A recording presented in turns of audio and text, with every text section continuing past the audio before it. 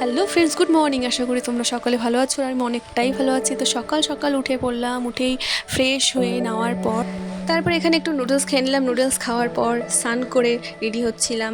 তো তোমাদেরকে বলি, আজকে আমি ফর্ম ফিল আপ করতে যাব, কলেজের ফর্ম ফিল আপ। ওদিন যতটাই না খারাপ লাগছিল ততটাই আবার ভালো লাগছিল যে সবার সাথে দেখা হবে, সব ফ্রেন্ডের সাথে দেখা হবে, সবাই একসাথে আমরা ফর্ম ফিল আপ করতে যাচ্ছি। তো খারাপ তো লাগবেই, কারণ স্কুল লাইফ শেষ। আর স্কুল লাইফটা যে কী সেটা যারা স্কুলে এখন পড়ে তারা বুঝতে পারবে না। আগে স্কুল লাইফটা শেষ হলে তারপর না সবাই বুঝতে পারবে স্কুল লাইফটা কী ছিল বা কী আছে। দেন রেডি হওয়ার পর খেয়ে দিয়ে বেরিয়ে পড়লাম ফর্ম ফিল আপের উদ্দেশ্যে। তো এক জায়গায় গিয়ে ফর্ম ফিল আপ করা হলো না, মানে ওই দাদাটার এমার্জেন্সি কোনো কাজ পড়ে গেছিলো, তো দাদাটা ওখান থেকে চলে গেলো। তো আমরা আরেকটা জায়গায় ফর্ম ফিল আপ করতে গেলাম।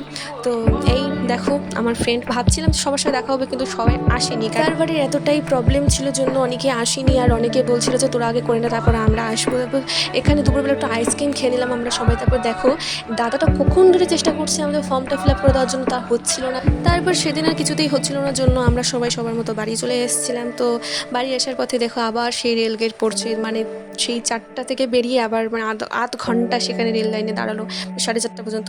বাড়ি আস্তে আস্তে আমার সন্ধ্যা হয়ে গেছিলো। এই যে দেখো আমাদের বাজার, আমাদের বোদাগঞ্জ বাজার। তো বাজারটা খুবই ছোট আর খুবই সুন্দর। দেন বাড়ি চলে আসলাম, বাবা আমাকে বাজারে আনতে গেছিলো।